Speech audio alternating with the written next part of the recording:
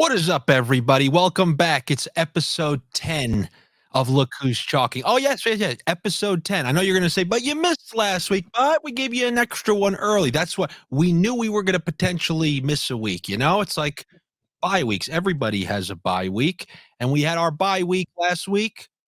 Personal reasons, PUP, but our PUP is only 1 week. Fortunately, I'm back with Gary to talk week 10. Look Who's Chalking. Gary, I don't know if you missed DFS, if you dabbled a little bit last week, but it was a big bye week. The last time we talked, I said, good news, haven't really lost. Bad news, haven't really won a lot. 2 subpar weeks in a row. So now I can officially say I've had some down weeks.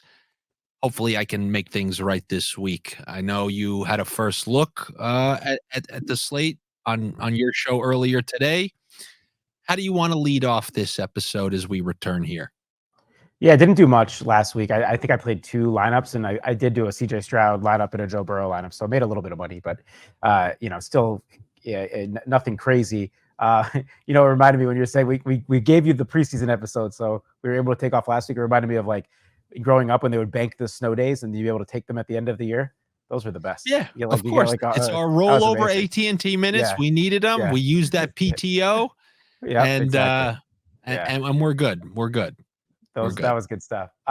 This I was gonna send you something on Sunday. I told you that I played the $21 entries in that tournament, and then I max out the $3 entries. So for a grand total of $80, you now have 40 lineups. And in those lineups, I had a Chicago double stack with Kmet and Mooney.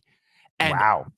Through the first half, I'm like, I was going to send it to you guys because I also had Ramondre who was going off. And I'm like, you know what? So many of these end up crapping out. And then second half, nothing really happened. But it looked like that game was going to be wild. Leave it to Derek Carr. He'll bring everything back down to life. By the way, I've been trying to get Check Down Carly to catch on because, I think like Check Down Charlie, Check Down Carly, but I don't think it's catching on. I said it like 2 or 3 times in my first look show now, but hey, I credit you. There is something there though. There's something there. But I get it because if someone just says Check Down Carly, I'm thinking Check Down Charlie and Carly. We need to find a little space in there so that it's Check Down Carly, or something. Right. I don't know. Yeah. You have to either enunciate that or come up with something altogether. You have to actually say the whole thing. It ain't Check Down Charlie. It's Check Down Carly. Yeah, there you go. Derek Carly. I'll try that next week. Anyway, so Kmet, crazy great play, by the way. Great play. You just picked it on the wrong week because last week tight ends went off, man. Ferguson had like 7 for 91 and a touchdown. Dalton Schultz had his like 10 for 130, and the CJ Stroud triple stack is what you needed last week, Andy. So if you didn't sign up for that with Noah Brown, Dalton Schultz, and Tank Dell, you weren't winning because Utica, probably the best DFS player of all time, won the Millie with that triple stack, which was also optimal, I believe. So really crazy stuff. You would be proud once again. I had a CJ Stroud, Tank Dell, and Brown. I did a double stack with Brown. You did Brown? Yeah, I did because I had Adele Collins and I had Adele Schultz. Adele Schultz was the one that got up there, obviously. But man, I did not think about Brown at all, which was good play. Good play. And then I did Rachaad White on the other side. Unfortunately, rest of the lineup was not the correct. It was the right idea. And that was the game. And sometimes this happens on these ugly slates, like quote unquote ugly slates on paper, right? Last week, Cowboys Eagles was the only one that looked like it had any kind of real shootout potential. And there's just going to be a game that just kind of rises from the ashes, like a phoenix, and comes out to like a 39-36. And it was that Bucks Texans game last week. And all the credit in the world to CJ Stroud, who is really incredible. I haven't seen a quarterback this pro ready. We've seen some rookie quarterbacks jump on the scene, like Herbert a couple years ago, pop off the screen with that big arm and the athleticism, and was able to put up big numbers. And even Baker Mayfield's rookie year, he had like 20 touchdown passes, and we saw RG3 with his legs. But just someone that's come in that looks that can make every NFL throw and like dimes, and the pocket awareness too. Like I'm really, really impressed, like very impressed in a way that I wasn't expecting to be at all. That drive to win the game. Some of those throws, the sideline throw to Dell and then the touchdown throw. Unbelievable. However, Terrible. another great reminder, I keep saying this with the NFL in terms of sports betting, same type of thing with DFS. Hit Control Alt Delete every single week. Imagine 1 week ago us saying these exact sentences about CJ Stroud after he went on the road and struggled immensely against Carolina and lost to Carolina in their only win of the whole season. Now, that may have scared many regular guys, 9 to 5 Joe Blow Publics, Chase debit card and a MacBook Pro, and they ain't taking Stroud last week. But you can't do that. You have to have the discipline to know it can come back. And if anything, even more so, for the most part, it's unlikely to be like it was that previous week if you trust in the player's talent. We're not talking about random ass guys. But same thing goes for like a guy like T. Higgins on Sunday night. We know that he's a quality player. It's a matter of time before he absolutely crushes his, in that case, over on receiving yards, which is 55, and he goes over 100. So Yeah, right. just it's true. Just know that. And why don't we start there? Because there's a couple. So this game, what I was going to say is this slate doesn't on paper is not as ugly as last week's, where it's like, and there's like nothing to get excited about from a DFS perspective and environment perspective.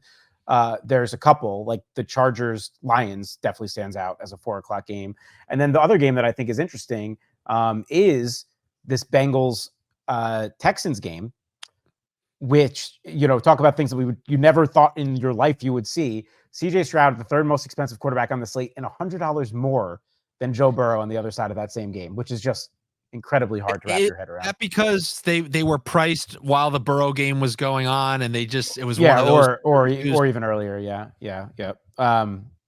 Which yes, but still, I mean, who would have ever thought that? I mean, that's it's a big hike for Stroud. Who, what was he last week? He was 62, right, and that was his highest that he had been. You can't take him next week. You can't take him next week because I was agree. looking at him.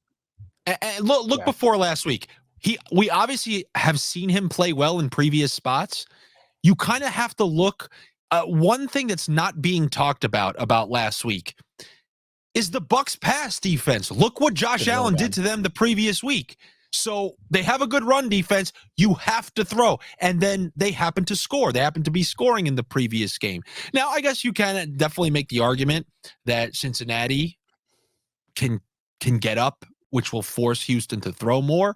And apparently, they're throwing at a pretty absurd rate here and there. I'm not sure. Or maybe it was just in a few games. I don't know if it's every single game. But I'm pretty sure they're throwing at a pretty substantial rate. It's just that when you look at those other games, is that likely to be followed up? I don't know. Maybe I'm wrong. Maybe you should definitely sprinkle them in there. But just when you compare them with the other guys on there, it's hard for me to say, oh, yeah, he's going to outscore Burrow and Prescott and the rest of those guys. I don't know. It's tough. I'd be doing the opposite of what I said. Like, just fall in love with what I just saw last week. I'm paying for last week's production. I usually am not a big fan of that. Yeah, I think Houston has like a somewhat neutral pass rate over the last couple of weeks, which is fine. But I agree. Like if you're attacking that game, and I think it's totally fine to attack it, it's second or third second highest game total of the week, 46.5. Lions Chargers is 48.5. But I would imagine if you're doing it, you want the Burrow side. I think if you were an MME player like I was in the past, and hopefully one day I will be again. I have not been able to mass enter this year with the baby and some personal stuff going on. But if you were to, that's when you would include Stroud still. You'd want some exposure in a 150 set. Other than that, welcome back. Welcome back to life outside the chocolate factory. Yes, okay? yes. You're back out there with a mop and a bucket with the rest of the rest of Charlie's family. Yeah, you got to clean up. You got to clean up, but we'll give you your own bedroom like Charlie had. No problem. I still never understand how all 4 grandparents share the fucking bed. It just makes no sense. Why is it right there in the middle? Why, when I enter your house? Any of this. I get it. Like, hey, they're poor and they don't have space. Shove them in Charlie's room, and then make Charlie have some corner somewhere. Just front and center. You walk in and there's just the bed, head to toe. Like you see everyone's hanging out in bed. You see all those kind of TikTok videos or memes about New York City apartments, like these little bunkers, and they cost like $2,000. That's kind of what they had. They had a modern New York City apartment that you see trending online. And I still want to know, what is that stew that cleans clothes? Yes, that's what Like, I was like. is that cleaning it? A wooden stick and you stir it around in a pot? That clean stuff? I guess Man, so. these are the answers that I want the prequel for, but instead they're just going to make Timothy Chalamet as Wonka. That's coming out in a month, and I have no interest. But yeah, You're not getting the real I answers. want the Grandpa Joe prequel. It's a That's what I want. scumbag two-timing women, lying to Yeah, people, all the yeah, stuff that he did. yeah. Fake. This guy fakes And injuries then better than he goes home, Jonathan and Taylor did. his mom explains the clothes washing thing. We finally get an answer. That's so funny, man. It's like in Solo when they like very on the nose put explain why Han Solo's name was Han Solo. It was so ridiculous. Oh man, I digress. Any concern with this Jamar Chase thing, where he basically is hinting I think there's some real concern. We were talking about it in our internal ETR Slack. I think we're starting as him being in, but I think it's a real questionable. I actually think it's probably like 60-40 he sits, just to, because the back is, they don't want to mess around with that for the rest of the season. So that certainly would impact things, right? Obviously, I think T. Higgins would become quite chalky in that instance. Tyler Boyd would become an interesting spend down option. If Chase is in, I'll just assume that he's going to be full strength and not a decoy and just attack that game. Because, it's not like we don't have the Chiefs on the slate. We don't have the Dolphins on the slate. We don't have the Eagles on the slate. We don't have the Bills on the slate. So if you're looking for firepower stacks, the Bengals are probably the best you're going to get. You got the Chargers, okay. It's a tough defense. You got the Lions, who I like that, especially against the Chargers defense. But Goff on the road, I don't usually love attacking that East traveling west. Can I bring up something absolutely random, because we just talked about it and maybe it will make sense? I'm looking at that Tampa Bay pass defense once again, and I'm seeing a guy slanging out there, and they've had extra time to prepare for this game. And if they're watching the tape of the last two Tampa Bay games, they're saying, oh, we just got to throw it up and down the field. And if there's a team that's most likely to stop Henry, it's going to be Tampa Bay on their home field. And that's going to be old Willie Levis right here, slanging around the field. There's some opportunities there. This will probably give Hopkins 10 days to get healthy, because I know he was fighting through something in that last game. And Treylon Burks ain't going to be there, so it makes stacking relatively easy. I don't know. Something to think about. I mean, look at that price. I think it's really good, for sure. And I think it's also a week that, as I said, the quarterback stuff and your main game stacks aren't super clean. So you probably want to jam as many studs in at skill positions as you can. So paying down a quarterback, no interest. No, I know I have interest, no issues whatsoever. And Levis would probably be my top choice. I agree with you there. I mean, it's hard not to overreact to what we've seen out of this Tampa Bay pass defense. And as you said, like he's slinging out there. So even if we get something in between these two starts, which obviously that first start, he ran super pure 240 and 4, and then goes into Pittsburgh on a short week in a primetime game. That's a really tough spot. Come on, man. That's not easy against very tough spot. Pittsburgh. Very tough spot. What I'm saying is, if you come in somewhere in between, right? 300 yards, 2 touchdowns, a pick, maybe he adds 30 yards with his legs or something, 20 yards with his legs. That probably gets it done for you at 5,300, at least from a viability standpoint. So yeah, I think that's fine. Some interesting, other guys down here. Dobbs, I think, is going to rate out actually pretty well. Also, assuming Osborne is out, assuming Justin Jefferson's not out, like you got Dobbs, Jordan Addison, TJ Hawkinson double stack is going to be very cheap and rate very, very well. This is at home. He's been very viable all year, including this past week, and Hawkinson's priced way down now to 5K. So you have some discount stack options this week for sure. I'm going to just go to another random thing that was in my head. I'm just wheeling and dealing. Love it. There may be some discussion about Kyler Murray's first week back, but what I'm about to say isn't about Kyler Murray. It's about when he played in the games without DeAndre Hopkins last year. This guy was throwing 1 million short passes in the shotgun, short pass to Ertz, and 1 million to Hollywood Brown. Well, there's no DeAndre Hopkins and there's no Zach Ertz, and he's even less likely to run. Like, you're talking about first game back, about a year after a torn ACL, I think you're getting shotgun, and I think you're getting quick throws, and I think there are opportunities available for the pass catchers on that team. However, I don't think that Murray is capable of having a Murray day, especially it's going to have to be straight up like the way a pocket quarterback would be. I do not foresee this guy running a lot at all. I mean, you hear these players say, you heard Breece Hall say it. I was a little worrisome going into that first game. It's just unlikely he's going to be running around like a maniac this week. If I'm wrong, I'll have to eat my words. But as far as McBride and Brown, just quick throws. And if you're really crazy, like the way Brown was on the Texans, Rondale Moore, it's different with the other quarterbacks. He has somewhat of a rapport with Rondale Moore. And because I don't think he's going to want to be taking sacks back there, you can call this a pure sniff. You can call this a pure sniff. But I think Moore's going to get some weird opportunities, short passes, like behind the line of scrimmage, and a couple of dinky opportunities that those previous quarterbacks wouldn't have really given him because the offense was different with the way those QBs do things. I like it. I do like the call. He's stone him in. We want those kind of receivers in our player pool. And I think if you go back, I haven't looked the last couple of weeks because, again, it's some personal stuff, but I had been tracking some of this usage for cheap receiver volume, and like his snap share, his a bunch of stuff prior to the Clayton Tune thing and everything, those middle Josh Dobbs weeks, like 7 targets, 4 targets, 5 targets, it was trending up, his usage and his role in the offense. And I don't mind that call at all. So, you large field lotto players out there, I think that's an option for you for sure. And I'll just give my take on Kyler. I think he's going to be viable in the largest field. Like, again, very good chance that we have a low floor here because he doesn't have something with his legs. You're also never getting Kyler Murray at 5,900, a full strength Kyler Murray.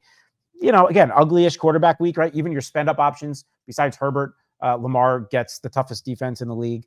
And he's 8K. Your third highest quarterback is CJ Stroud after that week. So, like, it's not the prettiest quarterback week. So I don't mind doing something like that.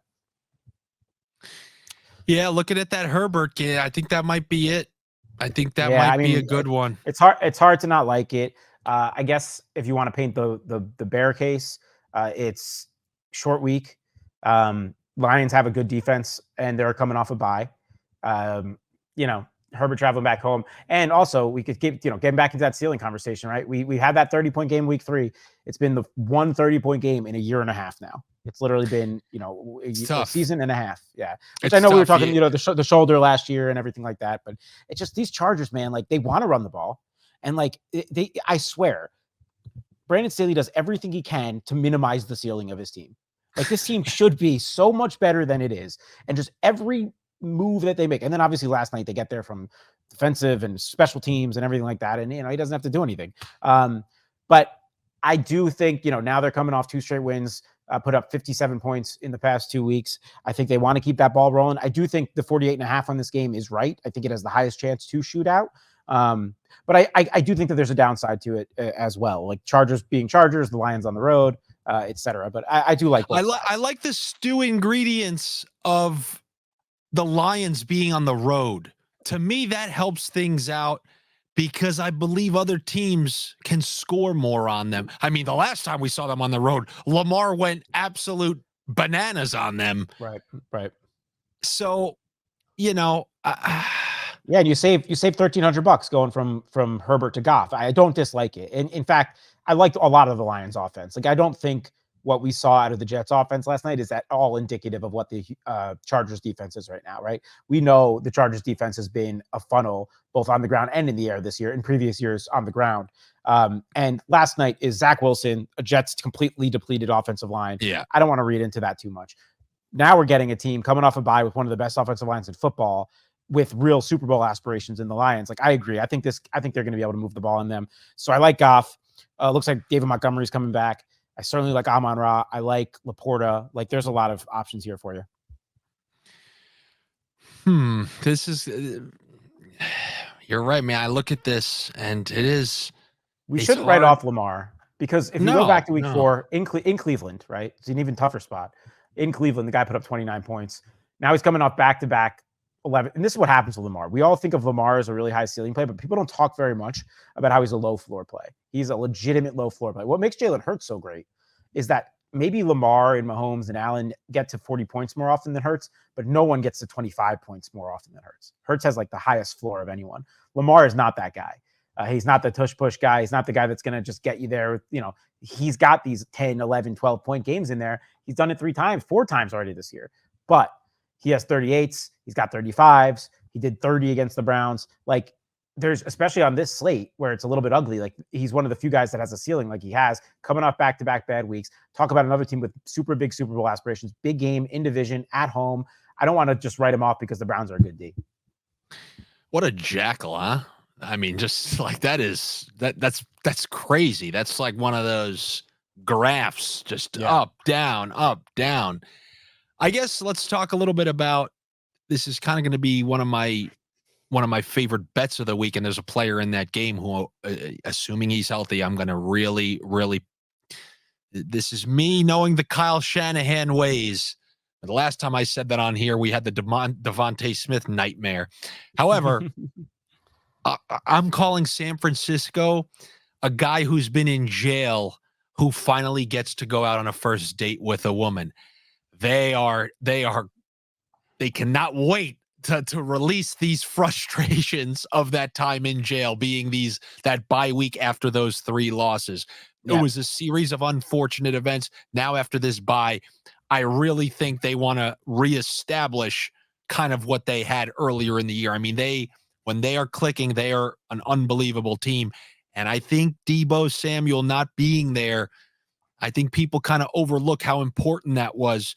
And the way Purdy was throwing those interceptions, I can borderline Men's Warehouse guarantee, which is why he's my Men's Warehouse pick of the week, that they are going to throw multiple passes behind the line of scrimmage to A, get Purdy's confidence going, and B, open up things in the intermediate and longer range like they always do.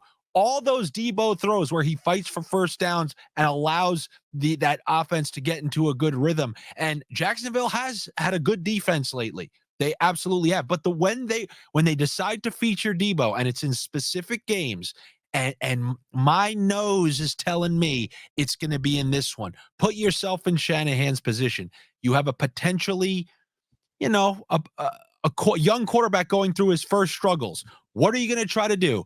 Give him the highest percentage completions available. Is that going to be down the field to Ayuk? No, it's going to be those short Deebo and run like a maniac because he's like the best in yards after the catch in the whole NFL. I see 4 or 5 of those coming. Things around the goal line. I think he's getting featured, and he hasn't played in 4 or 5 weeks now. He's going to be ready to go wild out there. Huge Deebo Samuel week. You heard it here first. He's my Men's Warehouse pick of the week. Yeah, and obviously we're doing this early this week, and he's got a wedding to go to. So it's Tuesday night. So we don't have ownership projections or anything like that. But even at 6,200, I'd be hard-pressed to think that the field's clicking on Deebo after having not played in a month or so. They're never clicking him. I agree with that. And I kind of want to just have a conversation on this game in general. So this game to me is like one of those classic Andy Nikic games from a couple years ago where you'd sniff out the field likes it, 2 big matchups, 2 playoff contenders. But I think there's a downside to it as well. And you would call those out really well a couple years ago. I'll do my best to do it here. Jags, I think, like if you look at their defensive metrics over the last 4 weeks, are like top 3 or 4 in the league. We know the Niners coming off those 3 losses, plus the bye, plus they have one of the most talented defenses in the league. And the Jaguars offense, while it's been really good, I mean, if you look at Trevor Lawrence's, at least from like a DraftKings perspective, the guy hasn't gotten over 20 points. I don't think I'm going to say really good. It's been good enough. It's been fine, right? So I just think that there's a chance that both these teams, Jaguars also coming off a bye, play a little bit more conservatively and try to kind of chess battle this one out. I like it, don't love it, but on a week that doesn't look super attractive, I think I would attack it. I would at least have. So say by power sweep stuff, would you have Trevor or Purdy as one of your quarterbacks? I think both guys are in play. I would not. I mean, in the power sweep, in the millionaires. Yeah, in the $3, absolutely.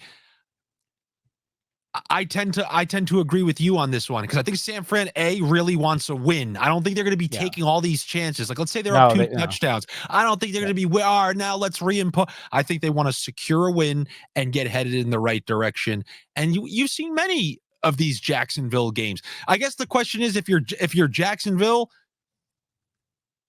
do you give San Fran that respect? Because these other teams who had to play them, like they know they got to score. They stay pretty aggressive when playing San Francisco because they know what they need to do. So it's a good point. But that pass rush, nice and rested, bringing on another player from Washington. What's his name? Chase. The hell's Chase his Young, name? yeah. Yeah. Yep. Now they're adding him. I mean, it's just hard. It's hard to feature them in a lineup because if it goes a little sour, you're gonna be like, of course. I do wonder though. It's a great point you make about the aggression. I pull up the standings for a reason. Like, I think historically you think, okay, Niners, you got to be aggressive, you got to stay in that game. Obviously, the Jaguars want to win the game. They're at home. They're going to give it their all. I think the Niners are more desperate here, right? 5-3, coming off those 3 losses. The Seahawks are now tied for them in the standings. The Texans are coming, but the Texans got to match up with the Bengals this week. Jaguars are 6-2, pretty firm grasp. Like, obviously, I think it'll be a close game, but I do think that the Niners are going to do everything they can to dictate game plan. So to them, it's like, hey, we're giving the ball to Christian McCaffrey 30 times. We're giving Debo, 7 or 8 catches early, and we're going to try to just beat you down and wear you down. I could see that happening. And that's saying, like, I'm okay with CMC as a spend up here. Of course. Again, I want to jam as many studs in as I can. The Jaguars run defense just middle of the road. And I could see a massive game off the bye for Christian McCaffrey. The great thing about him is like rarely kills you even at his high numbers. That's the thing. Is like he usually, he had a couple 14s in here, but if he's out there getting his full complement of work, and one of them is because he left, and one of them is because he left, and one of them is because they hardly played the second half. I'm gonna call those right on par with the others if he kept playing. Yeah, and like it's the one position where as long as you're getting that floor out of those guys, you could probably survive.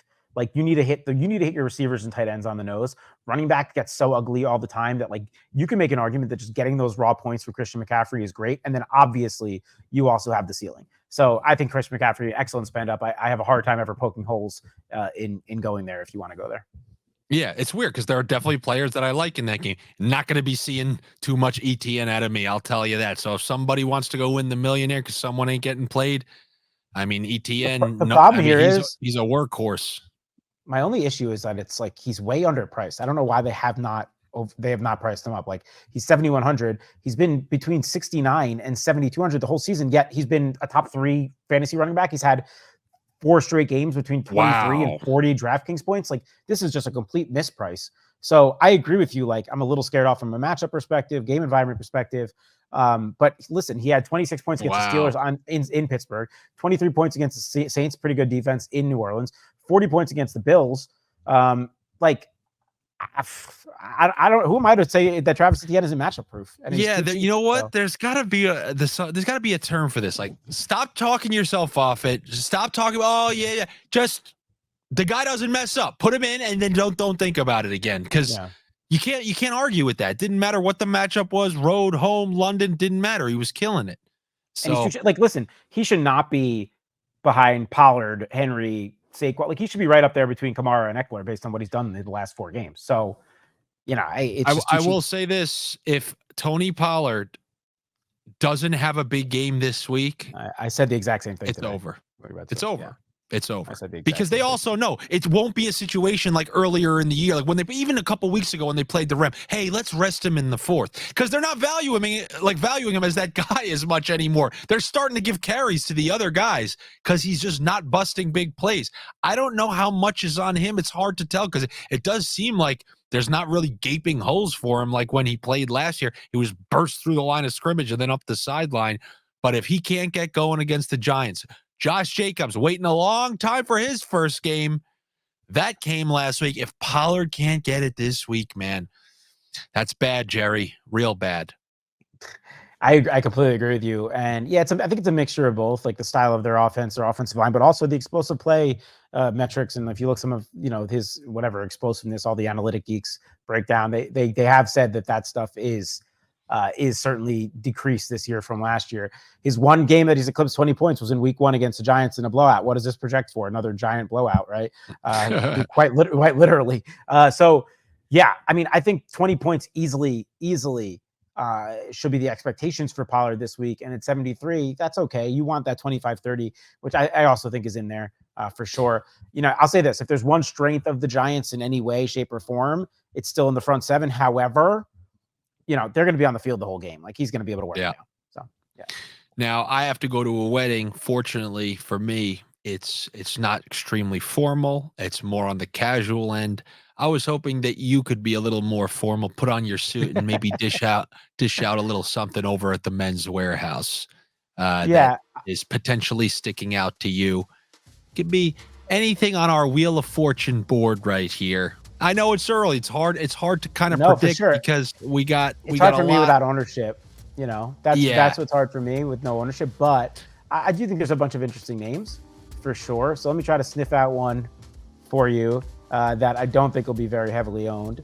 I'm going to go right here. And it's scary because why would I ever want to invest in Derek Carr, right? I mean, who does? But man, Chris Olave, the role is still elite. Like, we're going to one of these weeks get a 25-point game out of him just for running right, like just for running well.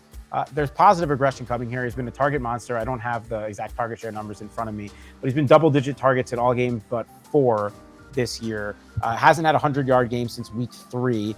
Going into Minnesota in a matchup where, hey, Dobbs being there helps this environment. Plus, we've been able to throw on these guys all season long. I just think we're getting volume here. 6,400 is a great price for a guy that I still consider to have a ceiling. I mean, this is a guy we're taking in the middle of second rounds before the season. Like, I think the talent is still there. I don't want to just say that there's no ceiling here because of the last 5 weeks of box scores. So I think this is the right to come in early on Olave. Field doesn't want to go there. So I like that. I like the price. I like the matchup. I like the situation. Good stuff. I was listening to one of the shows that's on your company's site, and it's before the weekend. They have a couple of shows talking about the DFS slate for the weekend, and Evan, right? Yeah, Evan. Yeah. Okay. They're breaking down the Saints game, and he goes, I'm paraphrasing, but you have to go back and watch it or listen to it. I missed the shows last weekend, unfortunately. He said, there are a couple respected accounts that I follow on social media, and there are some that specifically break down quarterbacks in specific ways. And what he told me about Derek Carr is that, you don't understand. He just ruins drives with checkdowns. Like, for years, he's been ruining drives with his obsession with immediately checking it down. And I swear a ghost came out of me. I was relieved. Finally, somebody saw what I've been seeing for over 10 years. And the way he said it too, drives were ruined. By the check down. And I was just thinking, as you had Olave there, Lord knows how many big Olave games were already missed because the read wasn't even looked at.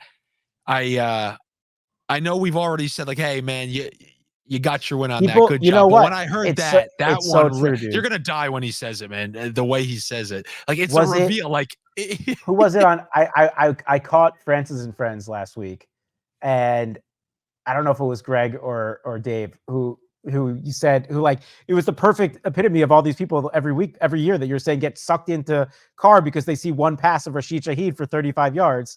And they were saying, Shaheed's long, his big play metrics are really good. I'm like, even a blind squirrel, to Dave, it's like, I'm convinced this is conspiracy theories. Yeah, to Dave, I told him, I said, I'm convinced that Carr intentionally throws deep sideline passes out of bounds to help he attempts the most deep passes in the league. The air yard numbers. He knows what he's doing with the checkdowns, and he goes, and he just launches a couple. Yeah, you know why? Because that makes him like $20 million more in the contract. It's like, oh no, he throws long. Yeah, for sure. Yeah. He's just better count his blessings that I was not a part of that league, because I would have exposed him years ago if I was at those owners. Don't you be giving Carr a contract. Oh man, but Yeah, if you have it's time, rough. just go scroll to when they're talking Oh, about yeah, that. I would love. I'm assuming this is the Friday night show. Establish the show. Yeah, I'm assuming because that's what the. But yeah, Yeah, I it's was. um it's tough with Carr. There's no doubt it's tough with Carr, but like the target numbers in the middle of the field stuff speak for itself. With Olave, that it's like, hey, No, you're right. maybe a You're right. blind squirrel here. Like 64 is just so cheap. I think, and the matchup's right.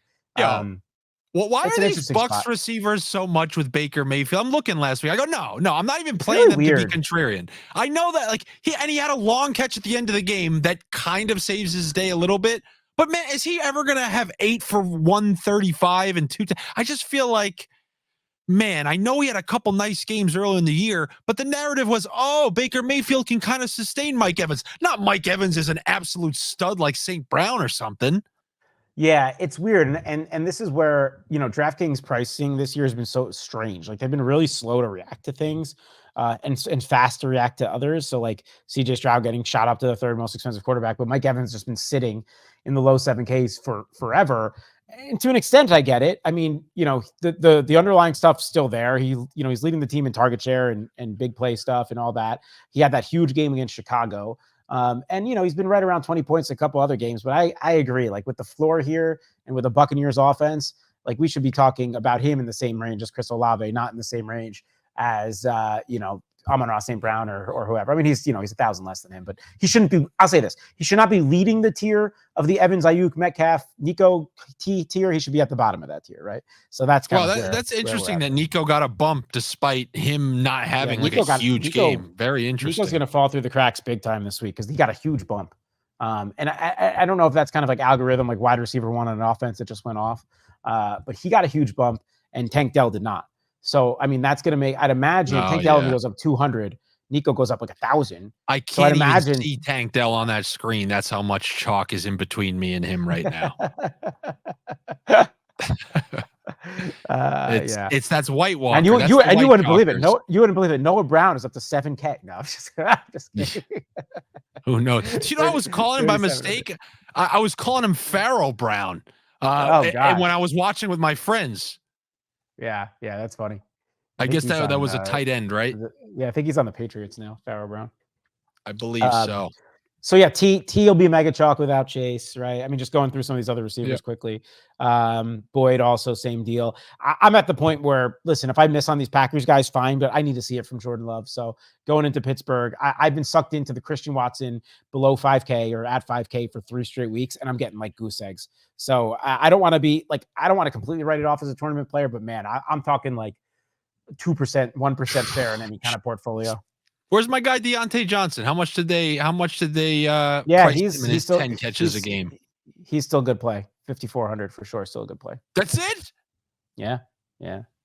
Oof, I might have to eat that chalk. Here's the thing. He's going to be, there's going to be chalk because you know why? Like this is the guy that projects very well in projection system because of the target share. And then he becomes a cash play, which then trickles right into a tournament option. So like he's going to have some ownership. But man, I'm picturing a disease like moving, like it starts in the cash and then it just works its way under and over to the tournament. It starts in the spreadsheets. It goes into the cash lineups. It goes, that's where it starts, man. I'm telling you. The disease moves.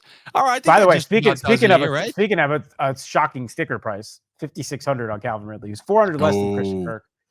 Man, 10 targets. Like he was well on his way to the bounce back game in Pittsburgh before the bye, and then just kind of second half, I guess fell out of the game plan. But I get it. We've only seen 2 games this whole year, but I'll buy that price all day. Yeah, that you've been able to pass on San Fran these last few weeks. Yeah. Yep. So if you do like this game. Which again, I think we both are like neutral. Like we have no issues if you want to attack it, but we think there's a downside. If you do like this game, he's probably my favorite overall piece. I know you like Debo. I also like the Debo call. So I think that's a good one. Why don't we take a quick look at tight end and then get out of here? Just try to keep this like 45 minutes. Yeah. Anyone stand out to you? I mentioned really liking Laporta as the third highest. Again, I want to attack all these Lions guys. I love Amon-Ra. I like Laporta a lot. So those guys I like. Kittle, if Debo's fully back, it's hard for me to get on Kittle. I mean, look at Kittle's 2 best games of the year, or 2 of the 3 best games, I should say, come without Debo, right? And that's no mistake. That's not a fluke. Yeah. So Debo back on the field, Kittle being now back into the 6K range. That's a very hard price for me to pay on Kittle. I don't want to say it, but I mean, it's a good matchup with Mr. Pitts down there. Dude, if this was supposed to be the Pitts week, right? In Minnesota or at home against Minnesota, no Drake London, Tyler Heineke, at the controls. And what do we get? 5 targets, 4 for 50. We get the chalk Pitts game. We still get the chalk Pitts game. It's the 4 for 50. And what does Arthur Smith do? We get freaking Jonnu Smith, who, by the way, should be considered in tournaments every single week. It's absurd that people don't realize this. He's literally their wide receiver 2 right now. And we get the Jonnu Smith 5 for 100 in a touchdown game. This guy, I know we don't care about coaches ruining fantasy success for people. That's not their job. Their job is to go out and win games. But he is, by costing people their fantasy success, he's very really costing this Falcons team any real success with how he's handling Kyle Pitts and Bijan Robinson. So I don't understand it. Bijan 6K, by the way, this week again. I call me a sucker. Maybe I'm just hoping that somebody knocks on Arthur Smith's door and says, "Hey, excuse me, use one of the most talented running backs that we've ever seen enter the NFL." No, because now he's locked in. I know what it's like to be him. The more people that give me middle fingers, the higher I raise mine back at them. It's a classic standoff. Okay, this is Battle of the Bastards. We're on that side of the field. I'm on that side of the field. And right now he's straight Ramsey Bolton. He ain't doing it. He ain't charging. Yeah. Why would I use him? We have Tyler Algier. Yeah, my God, it's crazy. I saw a tweet that I don't know if it's being facetious or not. I really don't. I can't tell if the person's making fun of him or actually being honest. They go, people are really talking a lot of shit on Arthur Smith. Name me another guy who can rejuvenate or who can get this production out of Jonnu Smith, who can take a 5th round running back and, get this production out of him. And then I think they pointed to what he did in Tennessee. He's basically got a 500 team with Desmond Ridder and Taylor Heineke. So if you want to play that card, you can do it. The thing is, I think the tweet's making fun of him. I'm still convinced it's like it's poking fun at him, but I was reading it saying, you know what? Jesus Christ, those are some good points. Yeah, I don't know, man. I don't know. Dalton Schultz, priced. I'm just changing the topic. Dalton Schultz priced up now to 49, but man, look at a couple of these last couple games. He's finding the box, as the kids say. Dude, I drafted him as my backup tight end in a couple of leagues where I didn't, and then I held on to him for like 4 weeks. I'm like, okay, never mind. It's just, and then, of course, he's not a part of this offense. Right. You probably dropped him after week 3 or week 4, right? And then week 4, I held on for 4, and I was just like, you know what?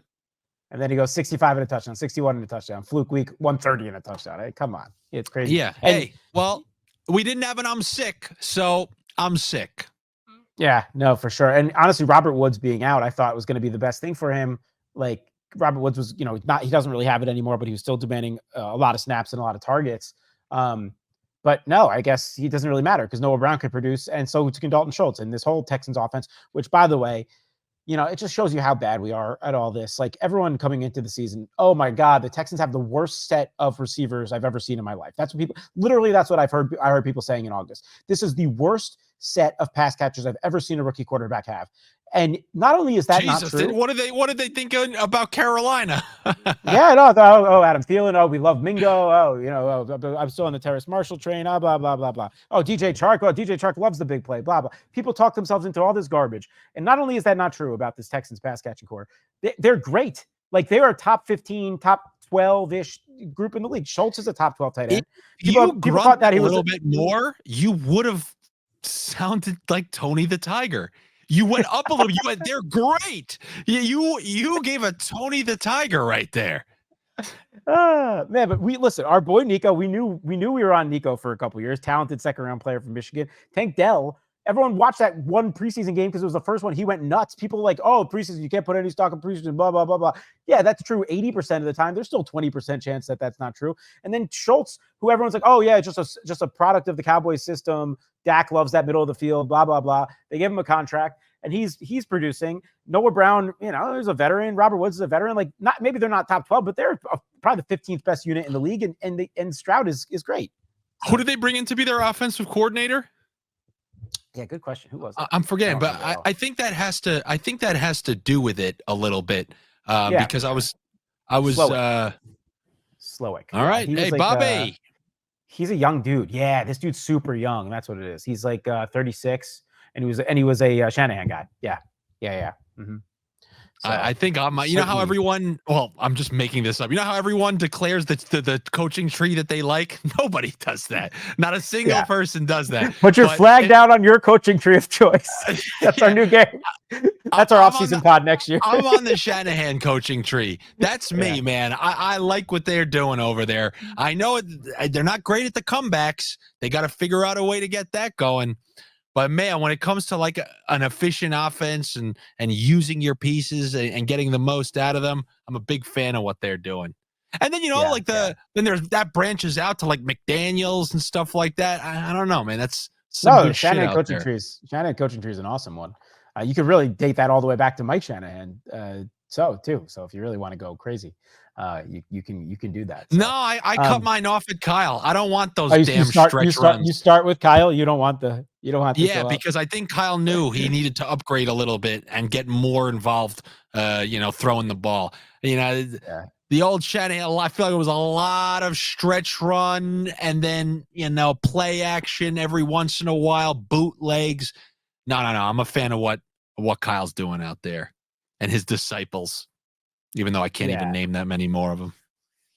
It's really funny. What?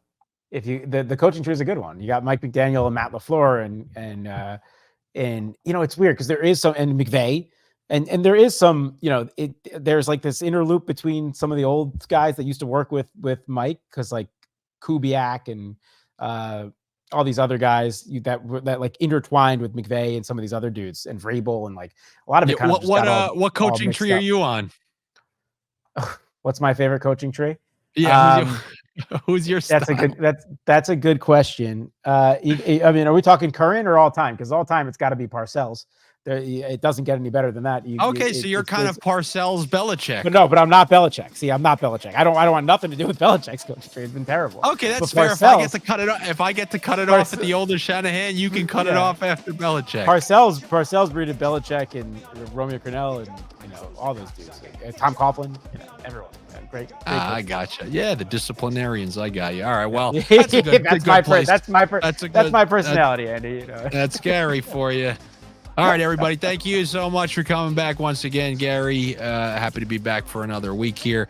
Subscribe to the YouTube channel or make sure that you're subscribed on whatever audio platform you happen to listen to. Hopefully next week when we come back, as always, we'll be $150,000 richer because I want that damn power sweep. All right, Gary, happy that you're back. Hope everything's well. And guess we'll see you next week.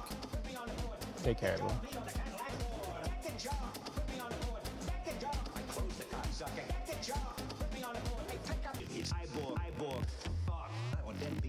Subscription. It's fucking Cyborg. Read it. Subscription. As Cyborg. As subscription. As Cyborg.